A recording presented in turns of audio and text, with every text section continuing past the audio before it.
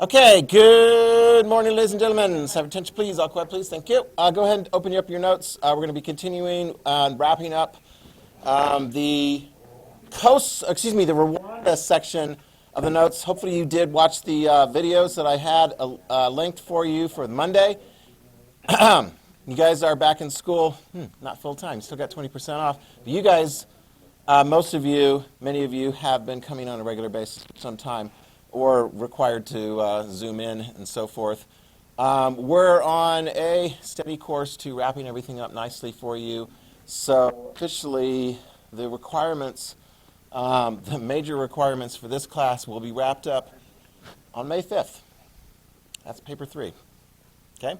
And I know I'm trying to get a sense, I think Jack filled me in a little bit, as far as what you guys have to do after you finish your various different IB exams and so forth. I don't think you're going to be still in this building on June 10th with all the rest of the North Star High School students. You'll be out before then. Woohoo. Okay? So, yeah.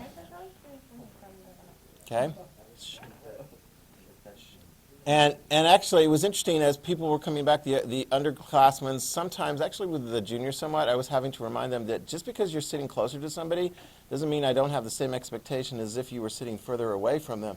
As in, like, don't engage in little sidebar conversations that are a nuisance to my instructional objectives. Thank you.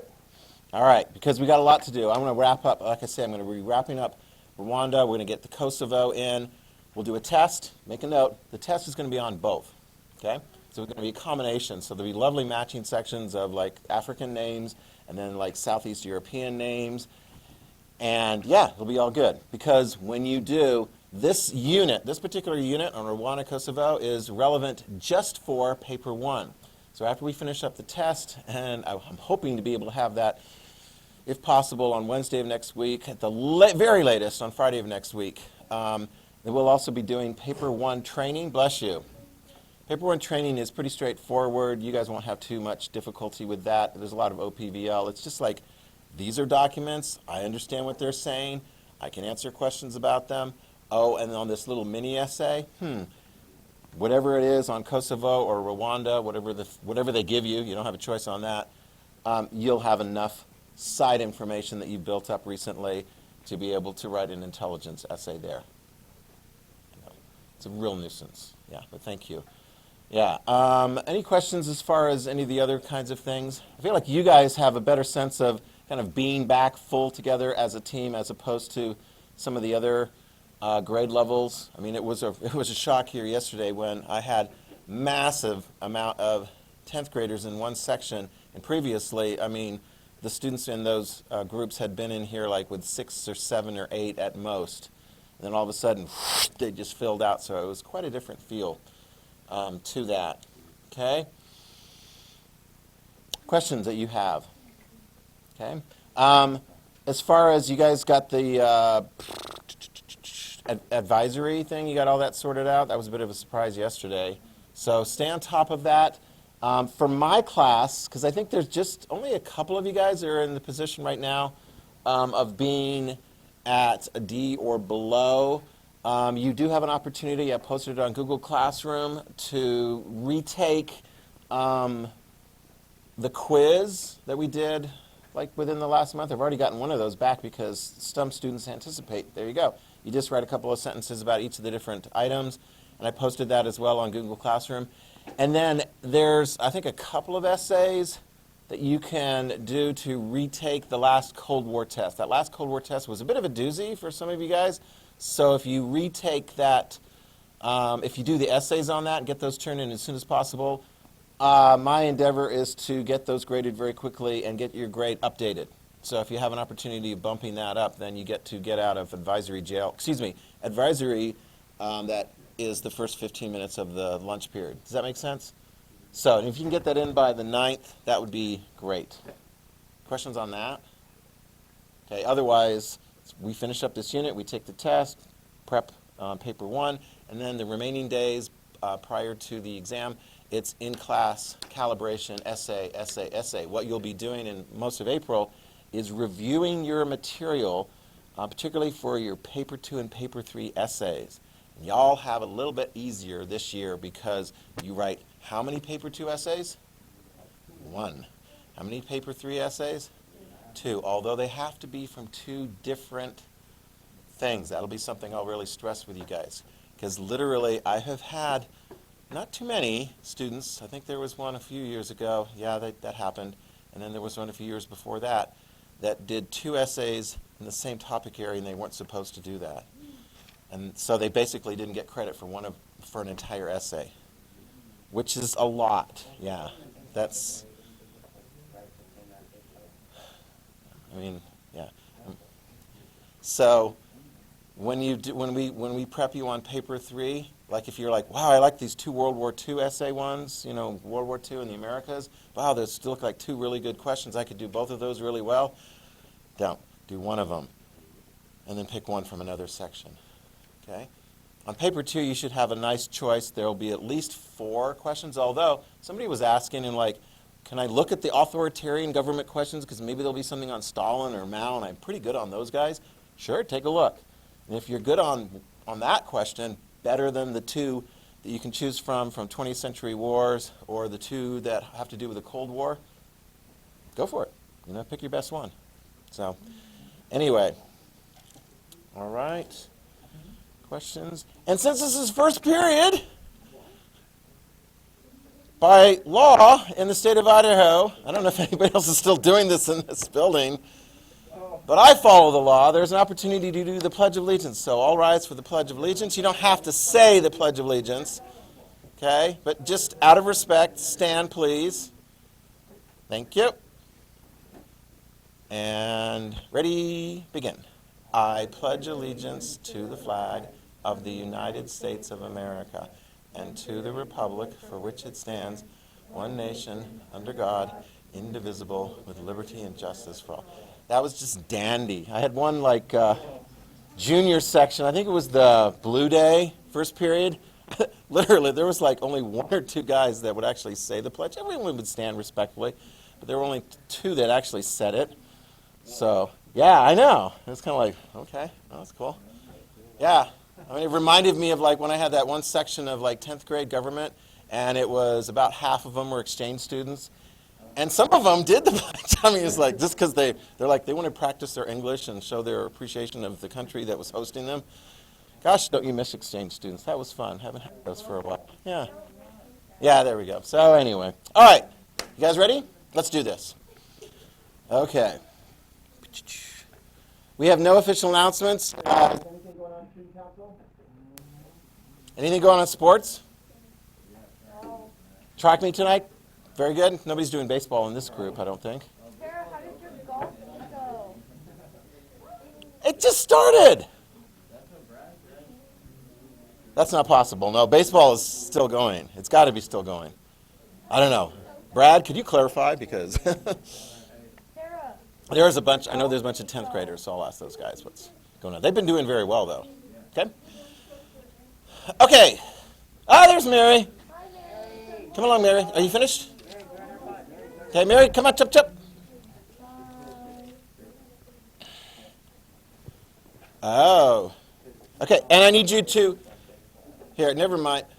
Where are you sitting? You're sitting over there? Okay, I'm going to just go ahead and write your name on here so I know that you're there. Okay. Do you have a naughty desk? Okay. I'm sorry, what? I put that over there not because 9th graders are naughty, but because one of them is actually coming back that I wasn't anticipating. So I've got 27 9th graders in one section. Oh, yeah. They're nice. They're good. They're just like you guys when you were in the... Oh, I don't know. I didn't know what you guys were like in the 9th grade. I was hanging out with refugee kids. Yeah, who were legally in this country, having done the proper requisite paperwork and applied for the refugee status to come into this country. So, I mean, that was all cool. Yeah. So, and trust me, there's plenty more people from other parts of the world that are in difficult circumstances that would like to come to this country. In fact, I was reading the news, and there was this one map. It was really interesting. And it was a really massive survey that was done of different people in different parts of the world as far as where would you like to stay in your country or would you like to leave? And it was weird. They colored all the different countries as far as like if there were more people that wanted to go to that country as opposed to wanted to leave that country. The United States had more people that wanted to go to the United States as opposed to wanting to leave. You know, in spite of results of political elections, sometimes it's like, if my candidate loses, I'm going to Canada, or I don't know, whatever. But I thought that was interesting. Okay? No.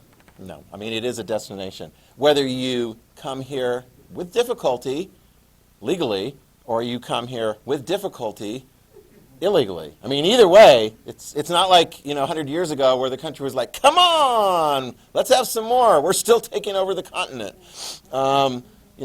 There's still free land to go for everybody. That's changed quite a bit. And literally, it's been about 100 years since immigration was tamped down quite a bit. Right? How many of you guys know that you had ancestors that came here over 100 years ago? Yeah. Probably. It's like, I don't know. Something like that. How many of you guys have ancestors that came here within the last 100 years? Yeah. Okay. Yeah. My mom got married to my dad. That gave her the, opportunity to come in. All right, here we go. Where last we left off, we looked at the complications, and actually these are huge complications. Jacob, remind us.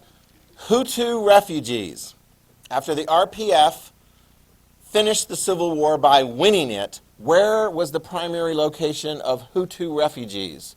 Where did they primarily go to? Well, the Tutsis came back in. Raise your hand if you can tell me from what country did a lot of the Tutsi refugees, and some of them had been there for a long time. The Tutsi refugees primarily came in from where?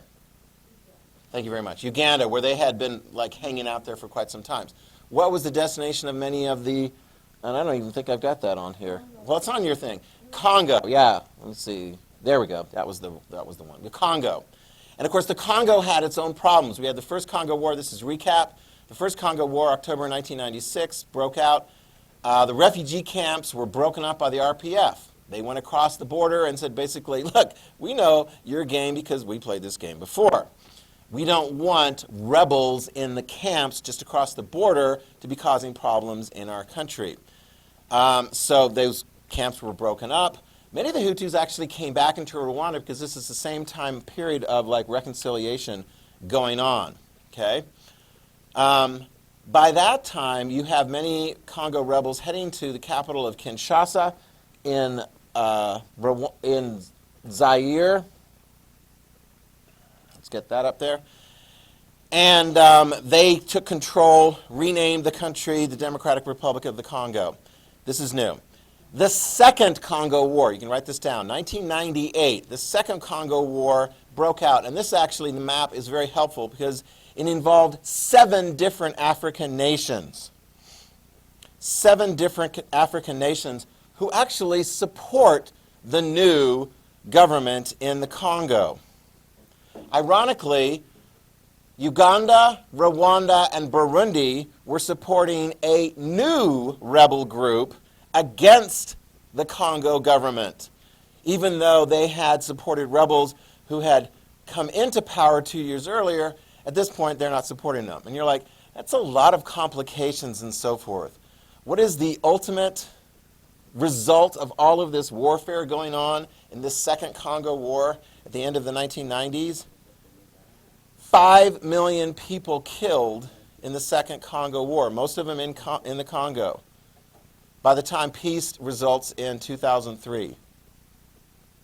It's an absolute mess. And of course, you get more refugees, and you get crisis, you get opportunities for wackos to try and establish themselves up here with the, what was it, like the Lord's Liberation Army or something like that? Anyway, it was just really weird where they break into like villages, steal children, get them doped up on drugs, give them guns, and continue like raiding more villages for children and so forth. We did a fundraiser here, I don't know, maybe you guys were in elementary school at the time, where they came in and they were like trying to get like support and aid for the people. Eventually the United States gave some reconnaissance aid to kind of clear them out of Uganda, and I think they were able to mostly clear them out, but this is a very dense tropical region, and it's lawless.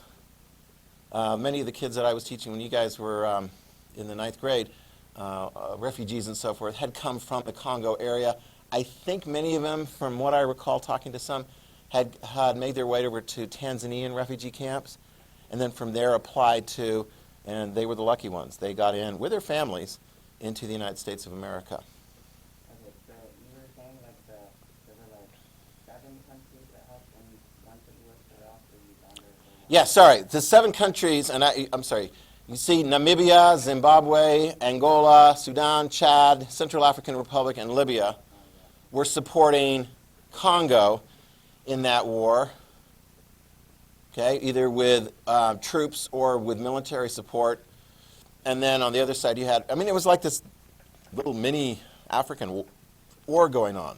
And the location, of course, was the Congo.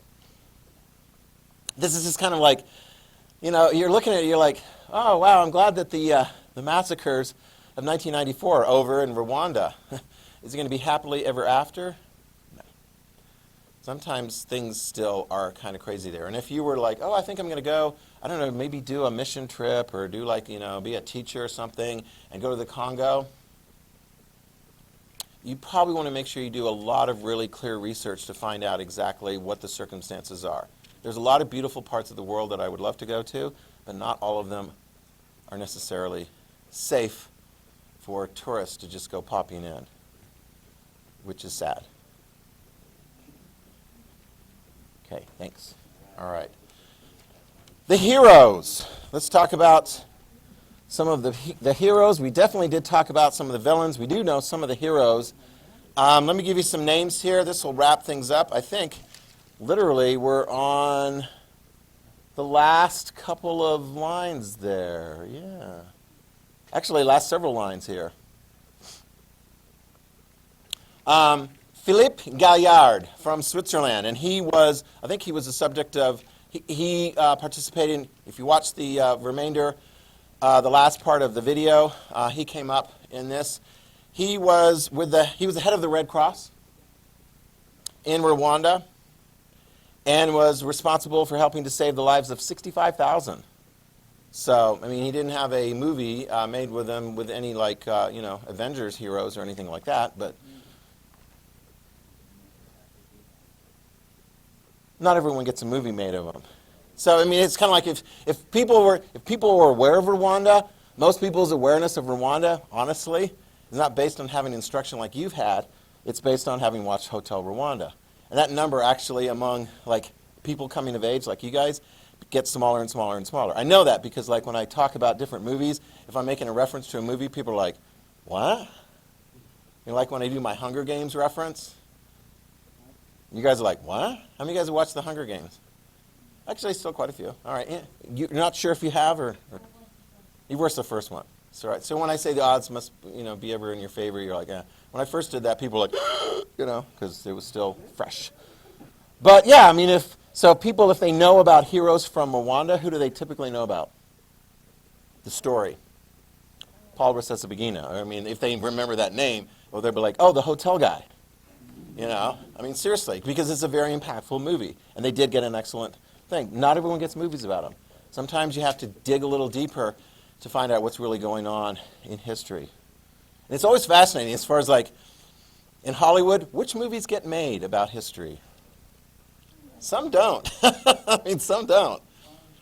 Yeah, so anyway, they could make a movie about him. I mean, it's obviously a very depressing thing. I mean, when Steven Spielberg was like, hey, I want to make a movie about the Holocaust, Hollywood was like, oh, that's a really downer topic. I don't know if people really want to watch that. And he's like, all right, I'll do Jurassic Park. I'm going to make the money from that. I'm going to put it aside, and I'm going to personally fund Schindler's List. He funded it. Now, did it turn out to be commercially successful? Yeah, it did. And it was, you know, it was an Academy Award-winning film. Carl Wilkins, head of the Adventist Development and Relief Agency. He was from the United States. He stayed. As it says, he's not leaving. Okay? And he was able to save many orphans. All right, so good. Sometimes you get people from the outside that have an opportunity to do something, and it's not very easy to do. Carl Wilkins, way to go. And I guess he gave a talk here in Buffalo. The Anne Frank Project, interesting. Buffalo State College. Obviously, Paul Rusesabagina, who, see, I don't have that. Yeah. Paul Rusesabagina, who helped save the lives of 1,200 plus people in the Hotel Michelin. Although it was interesting because as I've done additional research on that one, obviously he gets a lot of credit, and he should, and he's getting an award here from President Bush, President George W. Bush. Although it was interesting because there was one guy who was there who says, he was very critical of Paul Rusesabagina. You almost get sort of a sense of like, oh, well, everyone thinks that he's great because he was in the movie, and the movie tended to show him very positively. Although, he says, really maybe a little bit more credit could go to the United Nations. In the movie, you didn't get a really sense that they were providing much aid and support and comfort and protection, but maybe, arguably, there was more than you saw if you just watched the movie. Okay, the United Nations played a little bit more of a role in providing protection. Another thing I thought was interesting, this one guy was critical, Edouard Caddy, anyway, you don't need to know his name. He said that the people in the hotel were charged for being in the hotel. Remember that scene where it's like, here is your bill. If you cannot pay it, remember he handed out the bill. If you cannot pay it, talk to the clerk. Was he really interested in collecting money from the people there? No. No. Why do you suppose they went through that? Yeah. To act like they were staying in a hotel. Act like it was still a hotel. To give that sense that we're still running operations as a hotel. I think that came out pretty clear in the movie. We don't want to be seen as a refugee camp, although if you look at it, you're like, yeah, it's a refugee camp, okay? Which is why they needed security there. And in fact, I read Odette, remember she was portrayed in the movie, she said no one was evicted for not having paid, their fee. So really the fee was not that important. But give a lot of credit to the United Nations troops. This guy, if you did watch, and you really should, it's Captain Mbaya Deyange from the Senegal. His story was told in the video that I posted the links for and so forth. I'm not going to put you on the spot and ask you if you did that. You really should, because those were very good. Those of you guys who didn't watch Hotel Rwanda, you watched the entire documentary, and his story was told in that. He was from the Senegal, and he was moving around and smiling and doing this and doing that, and people would show up at the Hotel Rwanda, and then the next thing they'd be gone. And what he was doing is he was using Hotel Michelin as a way of sort of like collecting people from different parts of the country and then making arrangements to get them out of the country. About 1,000 people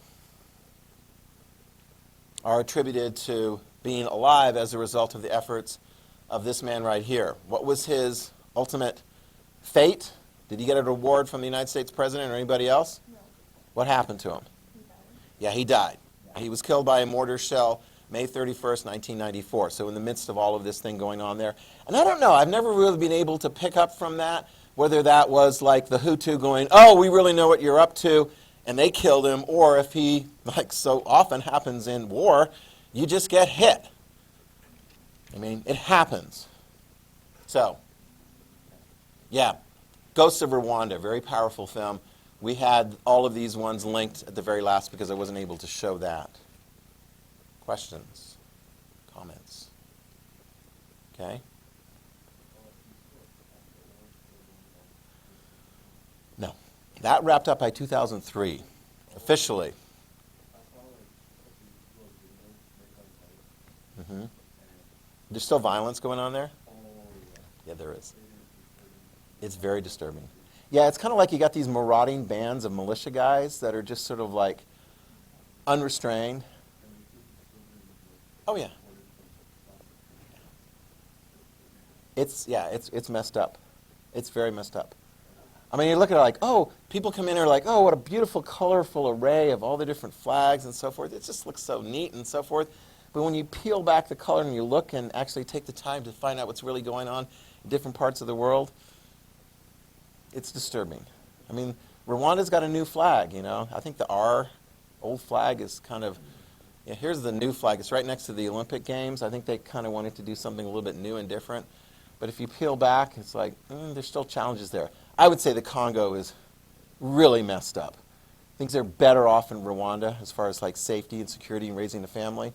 The Congo, some parts of it are just lawless. Somalia, it's lawless. Yeah, not to depress you or anything, but let's talk about some more genocide, shall we? Okay. Buckle up, kids. Only one more to go. But it's a doozy. Okay? It is a doozy. The Balkans and Kosovo, you'll see the Balkans Wars is a paper 2 20th century war topic. I mean, there's so many 20th century wars, and the Balkans is the last one that officially is linked in there. I mean, if you look back to your notes, back to the, oh, I got just enough, wonderful.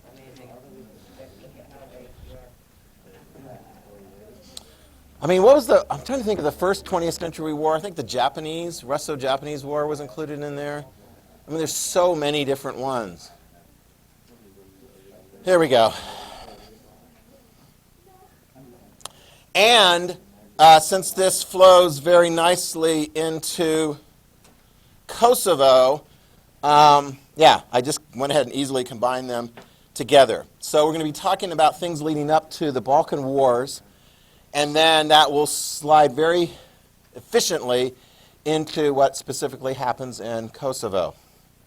Okay? There's a lot of stuff on here. Flip over to, you can see it's like, ooh, gosh.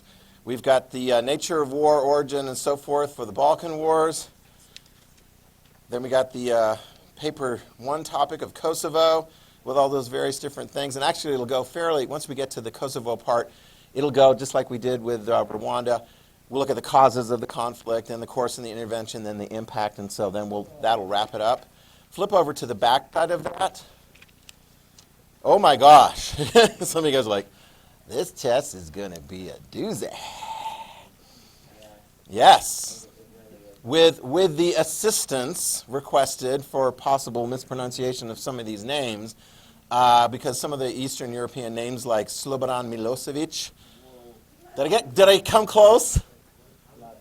I don't know. Slobodan Milosevic, we get him fairly early right here. Milosevic, yes. Okay? Because I knew he's got like a Slav. Anyway, as we get into this, we'll see that, oh my gosh, we got all kinds of players here. So we're going to take some time. First of all, you ready? We're going to introduce the cast. The Balkans. There's a lot of different peoples there. Yeah, before we even get into all the crazy history and how, like, June 28th is a very important date in the history of the people in the Balkans, especially the Serbs. June 28th, if you're ever going to be planning something, June 28th, be sensitive to the history of the people in that area. If you're the Archduke Franz Ferdinand and you're going to come and visit an area where the Serbs aren't really happy to see you, don't pick the one day out of 365 days of the year when their sensitivities are on the peak. Because somebody just might feel like they want to pop you. Not that they wouldn't have popped him in any event, right? It's like, I mean, so what if the Archduke Franz Ferdinand from Austria goes to Sarajevo and he gets shot? I mean, like, what's that going to cause? You going to get some people upset? Mary, do you remember what was sparked by the assassination of Franz Ferdinand on June 28th, 1914? No, he was in the city. Wasn't he driving in the car? He was in the car. World War I, yeah. That was the spark that got it all going. And we'll actually include that in the course of this. Okay? But first, are you ready? We've got a whole bunch of people of different write this down, okay, because we're going to be introducing these various different people. Okay? And you're going to be looking at the map going, oh, look at this, that's so colorful. Wow. Looks like an art project. I mean, if we could do the same thing for the United States of America. Let's just do kind of like a color art project, you know. Let's do one of like people of different ethnic origins and so forth. And maybe do one of like different religious faith issues. Maybe do one of like different language things. Oh, and let's overlay like a political ideology thing. That would be fun too.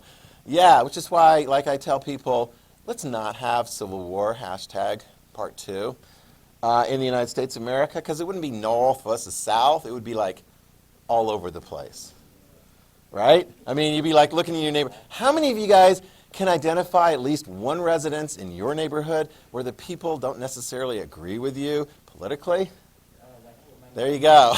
Yeah. Yeah, exactly. It's like, but let's not have a civil war. You know.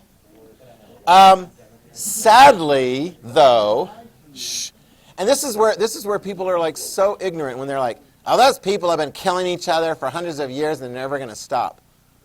Really?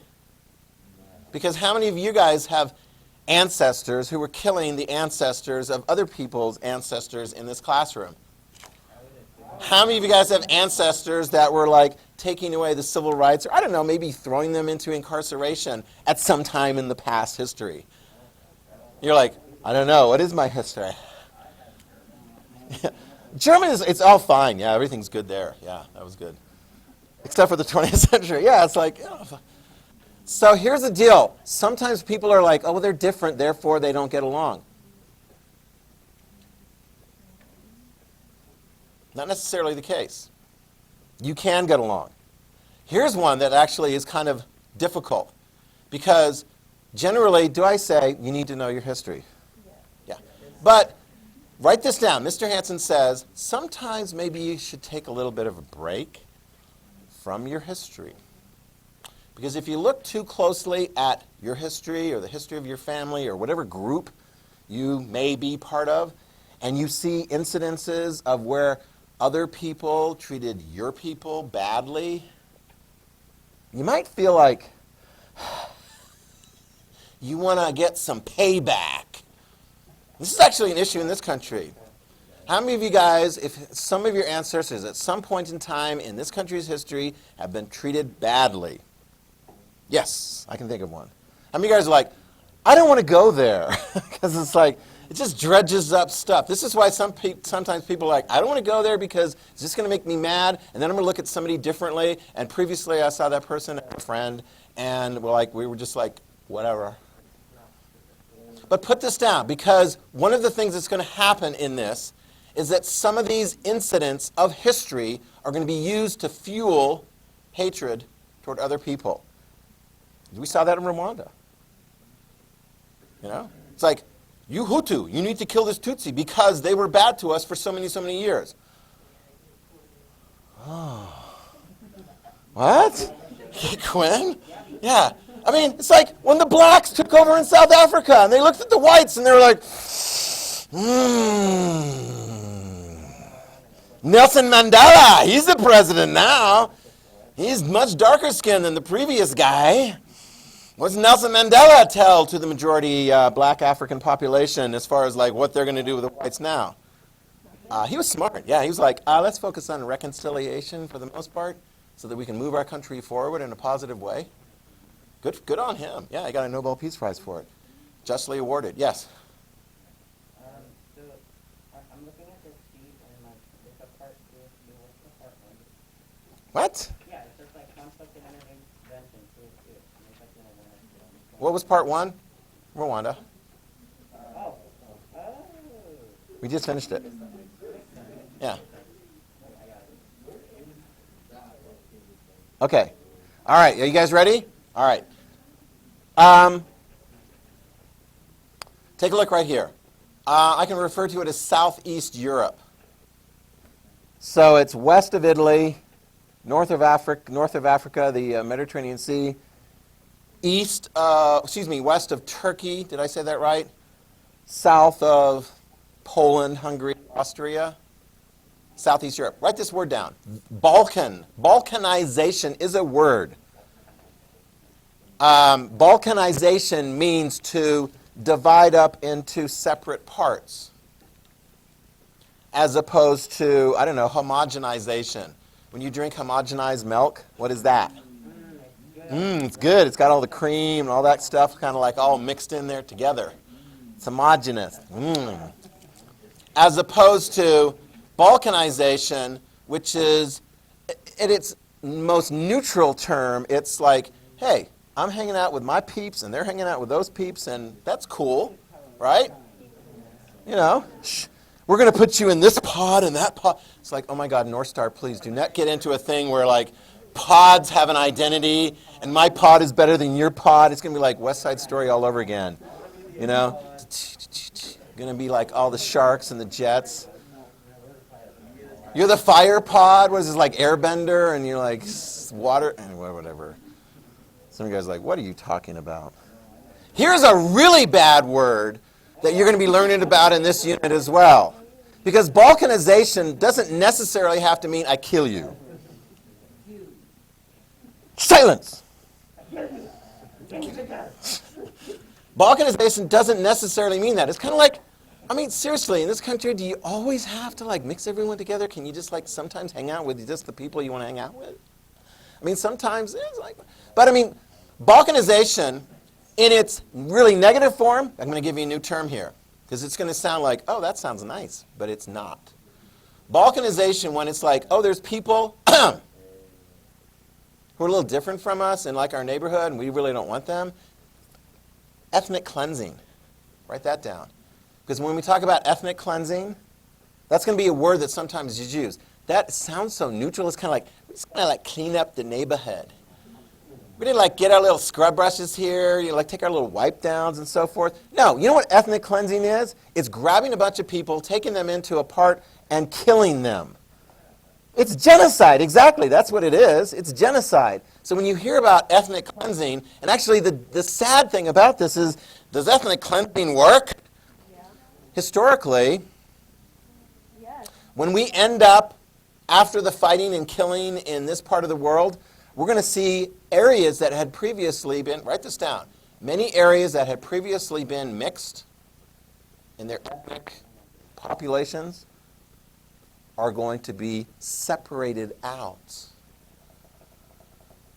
Like oil and vinegar, instead of having it all mixed, they're just going to like separate it out. Only it's not just like a natural process. It's going to be the result of people killing each other.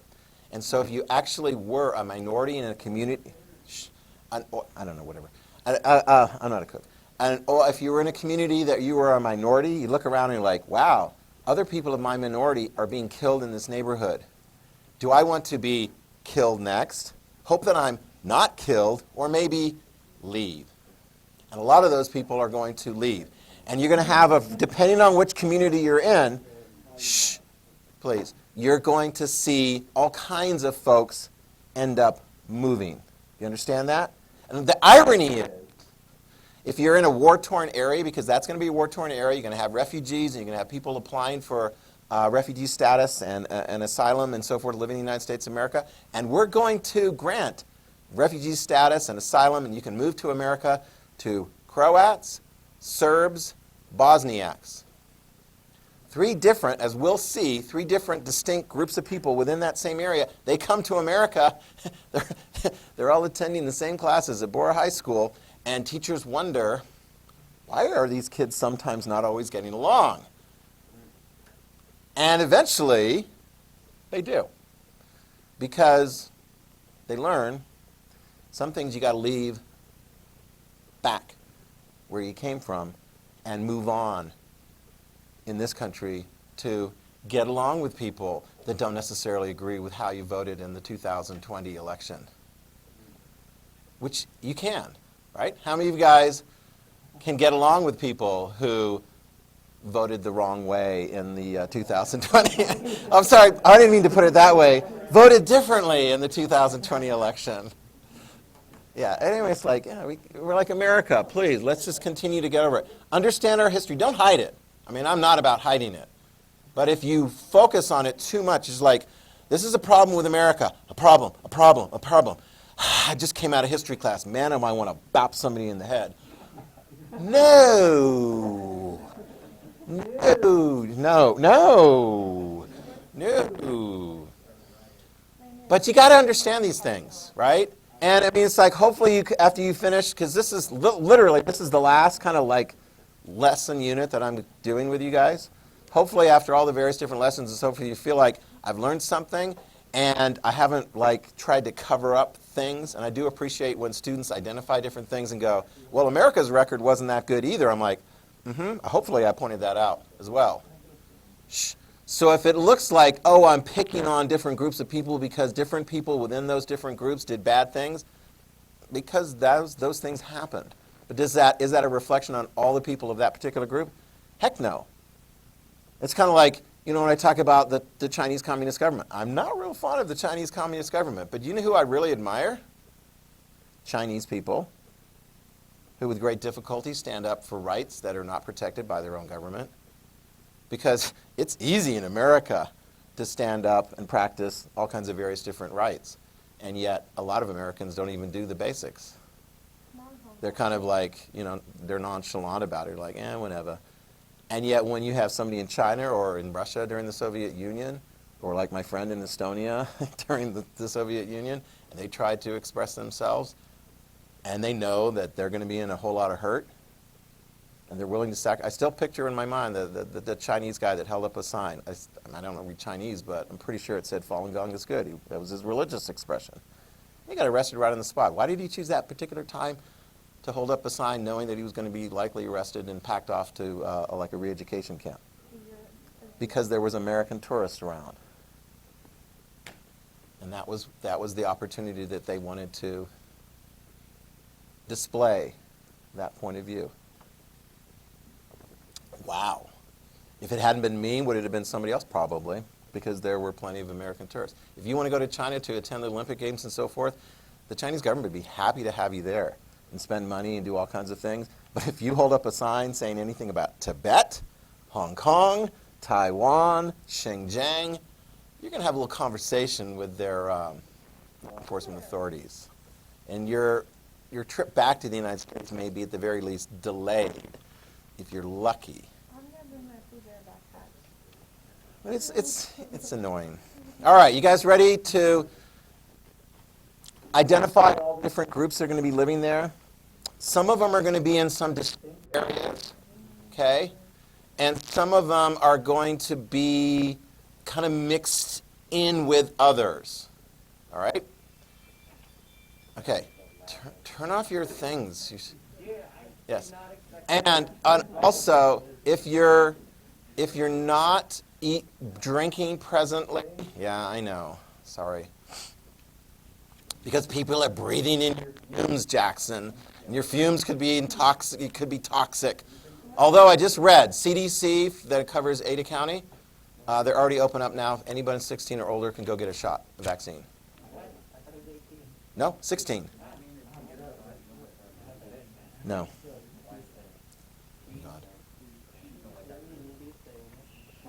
Because the idea is, in public areas and so forth, the idea is that potentially you could get, I don't want to go into the whole thing and so forth.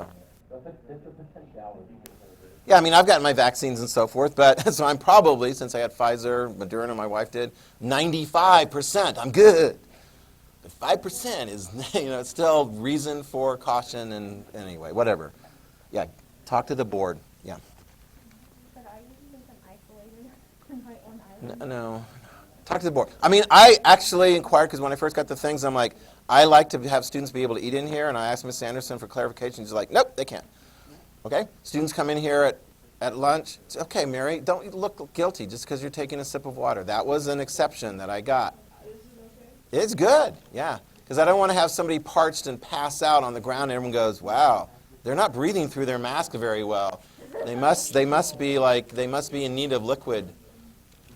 And I had a clever 10th grader who's like, well, can I liquidate my granola bar? I'm like, dude, whatever. If you want to take something through a straw. No, your brother. No. Yeah, I'm sure. All right. Okay, now, you ready? Notes. Here we go. Generally, the kinds of groups of people that are going to come in there are going to be, you're going to see some different kinds of, let's call them larger ethnic groups. So you're going to have some Germanic people, and Germanic people encompasses all kinds of folk. The French are Germanic, the Germans are Germanic, the Dutch are Germanic, the British are largely Germanic, although there's a mixture of other groups of people in there as well. Slavic groups of people are also going to be there. Ready? Slavic groups. What are some of the big Slavic groups in Europe? Mostly Eastern Europe, Heading south a little bit and then continuing on to the east, Poles, Russians, okay, Ukrainians, and then we'll identify some of the Slavic groups here. There will be some language differences, although, frankly, you can write this down. The major language group is predominantly shared by, like, most all of these groups here. And it is referred to as Serbo-Croat. Serbo-Croat is the language group. So you're going to have the ability of many of the groups of people here in this region to communicate with each other because they got a similar language. And actually, we saw the same thing in Rwanda. You didn't have language differences so much in the mix of all of these different variances because they were speaking pretty much the same language. And the same thing applies for the most part here. There will be some religious differences as well. Write that down. As we go through, we'll identify some various different religious component parts. And although, this is interesting on this one, and although the Turks ruled that area for many years, the Ottoman Turks, I didn't get a sense from reading the history that they largely populated that area as well. But they had a huge religious influence. So go ahead and identify very quickly the three major religious influences. In fact, let's see. Raise your hand if you could. Give it a shot. What would be the three major? Two of them are within the Christian family. One of them is outside the Christian family. Which, within Christianity?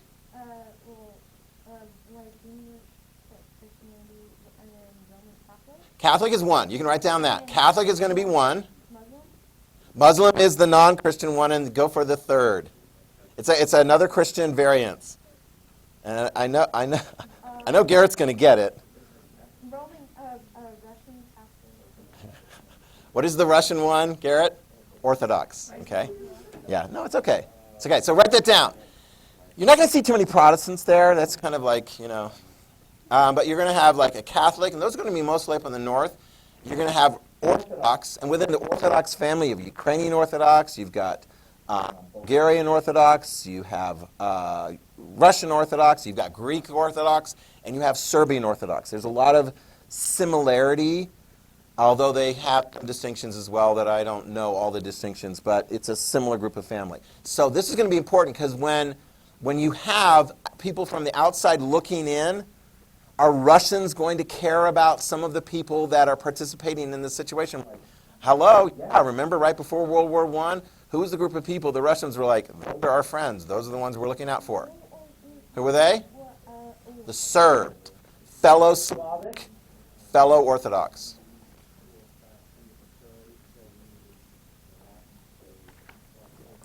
Very good. All right, that's another interesting divider point. As far as the script that is used, if you read Serbian in the alphabet form, you're going to see letters like that, like the Cyrillic alphabet, which is good in Greece, Bulgaria, I think, Serbia, Russia, Ukraine. Yeah. Yeah. Which is really hard because when you look at that, you're like some of my Soviet-era posters, you're like, Hets, and I don't even know what some of those letters are. It's Cyrillic, okay? If you knew Greek, you would be able to decipher some of those, although there are some variants even among that. Other parts are going to use the Roman alphabet, you know, A, B, C, D, E, F, G, etc., and so forth.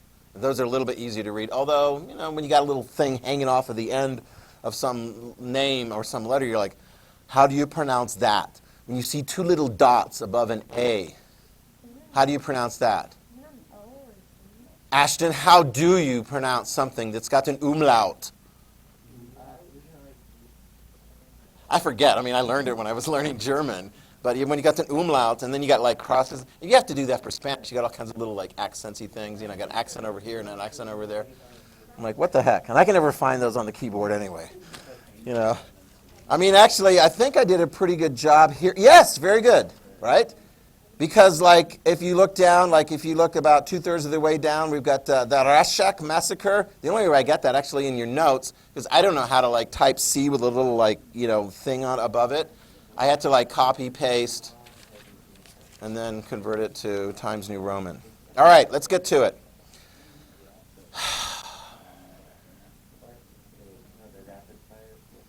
You ready? Let's identify the different groups. North of Greece. Let's start south of Austria and Hungary. Okay? This map right here is the former Yugoslavia. We'll see when we get to the history of it. Some of you guys may recall, it's like, oh yeah, Yugoslavia, that was formed after World War I, when the Serbs won. Does not exist right now as a country. I want to say, after I kind of piece it all together, like 1, 2, 3, 4, 5, 6, 7, 8, I think 9 different countries. Are you kidding me? Like 8 or 9 different countries that exist now out of what was one country just 100 years ago? Yeah, that's called Balkanization. They've broken up. They didn't want to be held together. They were held together, as we'll talk about during this unit, by a dictator by the name of Marshal Tito. You will be in my country.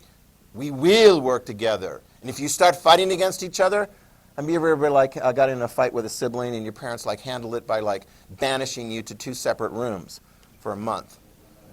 I don't know, that seems a little cruel in the United States of America, but that's kind of how Tito dealt with it. He's like, I don't want you guys fighting.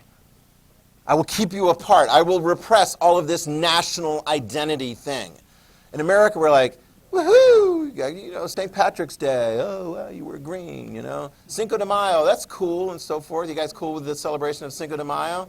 Yeah, you cool with all the various different national identity things? Because it's like, yeah, we're America, come on together. But Tito would look at that and go, I'm a little concerned about this national identity in Yugoslavia. You have one national identity. It is called Yugoslavian. If you say so, Tito, well, guess what happens when Tito dies? And he's no longer there to enforce people from fighting. Yeah, so it's kind of like, here's an analogy. If you take 2 siblings that are in a really big fight and you separate them, and that's all you do, once the separation is over, what do those guys want to do? Fight. Yeah, problem solved? No.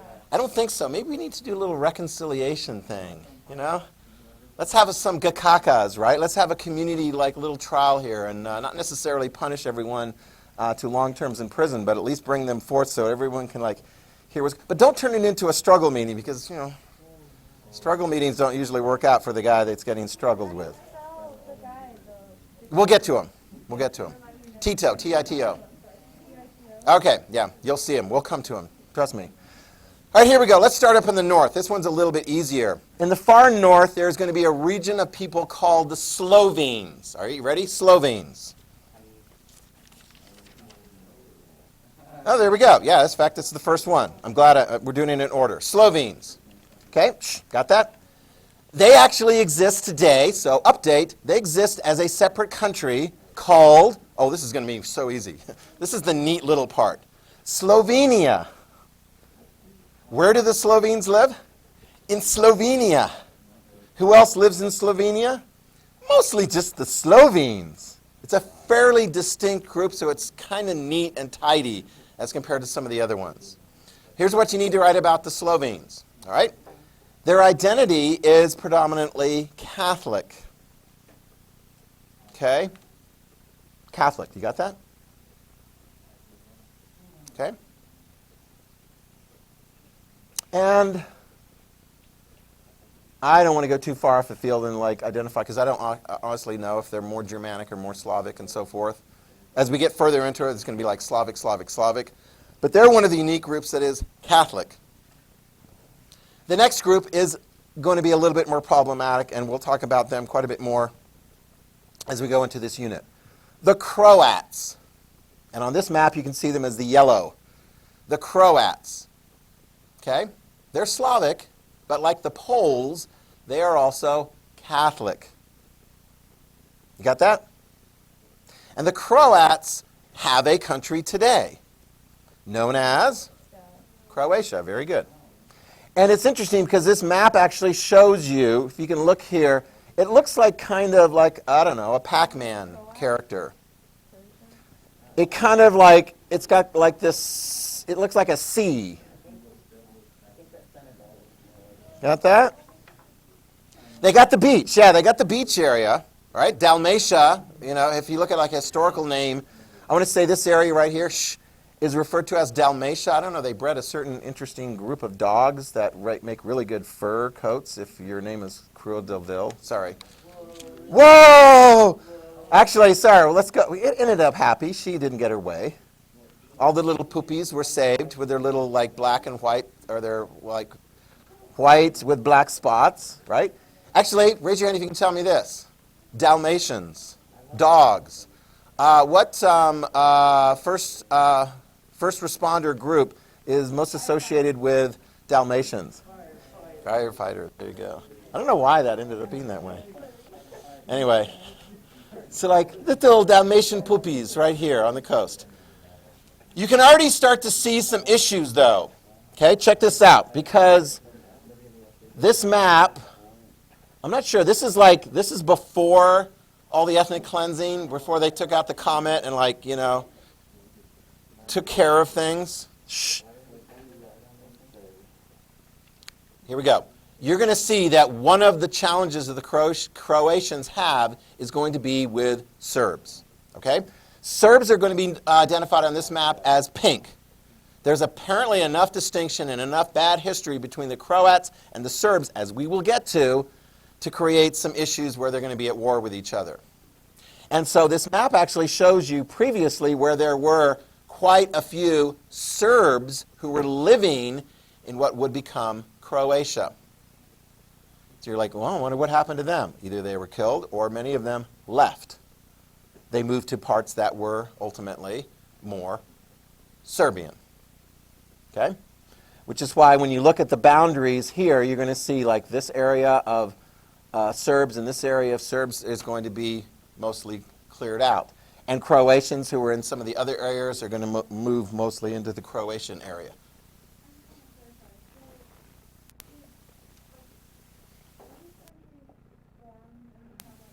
We'll get to the history of how that all came to be. It's messy. It's very messy. Because for every group of people, you're like, oh, well, they picked on me. You're going to find the other side looking and going, oh, yeah, well, you were a friend of Hitler, and you put us in a concentration camp. So look at your history, too, pal, before you come all like super, you've always been on the right side. Okay? Because as you get through here, sometimes you're like, I sympathize with the Serbs. They're getting picked on. And other times you're going to be like, oh, seriously? Come on, Serbs, get over yourself. You're killing these people. Take your pick. You got that? All right, let's get to the next one. Oh, the Croats are Catholic. Okay? You got that? The Croats are predominantly Catholic. So we got Slovenes up in the north, Croats next. All right, let's go into the next group. Serbs. The Serbians are going to be at the heart of the story as we tell what plays out here. The Serbians are the largest. In fact, if you look at the population of Yugoslavia, you can see here, as far as a percentage, they are the largest. Are they in the majority? No, but I want to say that looks like at least 35%. Second largest is going to be Croats. And the Serbs are going to be predominantly located in a region that today is called the country of Serbia. Okay, you got that? And in fact, right before World War I, that was also a country known as Serbia. Okay? But very important, you're going to have key, significant population groups of Serbs, you ready? Living in and around Croats, in what is now Croatia, and living in and among Bosniaks and Croats in what is now Bosnia and Herzegovina, but you can leave out the Herzegovina because that just confuses things. Okay? You can refer to it as Bosnia. And if you look at that, that's where there's going to be a lot of fighting in the Balkan Wars. Because you got green, you got white. White is just simply no majority group present at the time leading into it. After you get all the fighting and ethnic cleansing and so forth, you'll have a majority group.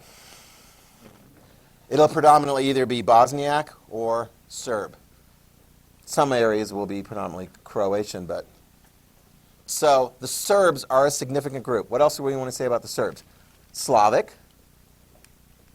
And what about the religion? Already mentioned it. Catholic? Orthodox. Yeah, Orthodox. Okay. So they've got